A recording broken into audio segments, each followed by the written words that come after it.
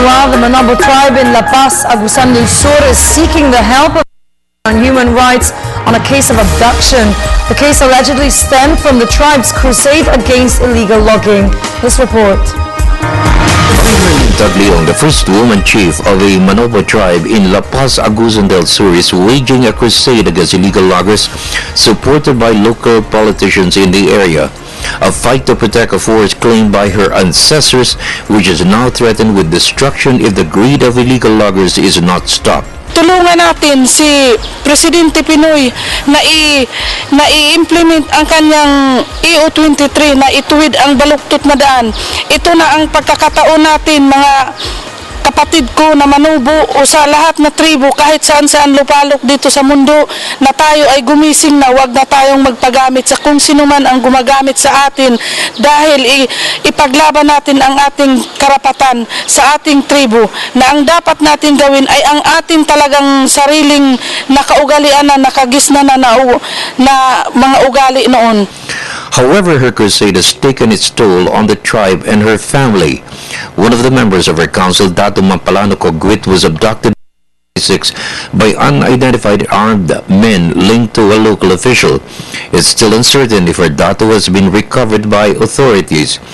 Because of this, Bay Marlene sought the help of the Commission on Human Rights chaired by Eto Rosales to investigate the incident.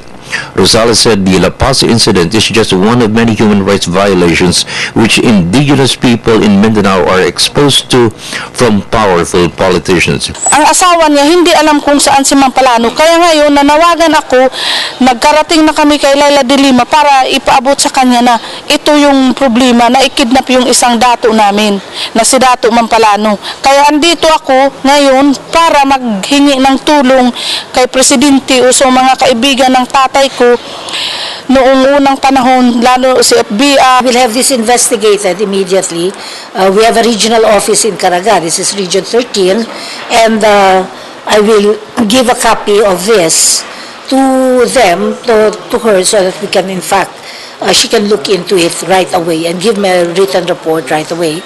In the meantime, I will also address this to the police, even the local government. DENR Secretary Ramon Paez said the campaign against illegal logging in the Caraga region to include Agusan del Sur has been intensified. Targets are the patrons of illegal loggers. And 80% more, almost all, are located dyan sa Caraga and Region 11 area. So, kami naman, sa tingin namin, this area is really recidivist, and we see some LGUs. In fact, naalala mo si Secretary Trade Secretary Joe Robredo, bago namatay, nagpa-imbestiga pa ng mga Sa Agusan del Sur. Oo, sa Agusan. And sa tingin namin, napakahirap ipatupad ang total lagman dito sa lugar na to, wherein there is so much resistance. Kaya naman kami sa Anti-Illegal Logging Task Force, kami ni Secretary Mar Rojas, Secretary Paul Jasmin, ako sa PNP Chief, sa AFP Chief, we already issued a resolution declaring the operation in Mindanao as a military operation.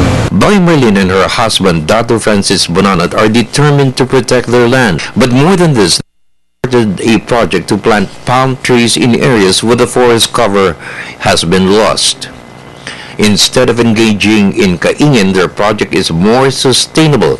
They funded it, and the returns benefit the tribe. Ito talaga ang iniwan ng aking ama upang kami ay turuan, upang kami ay maunlad.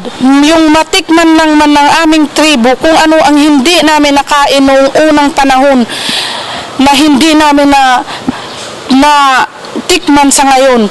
For the People's Television Network, this is Freddy Abando reporting.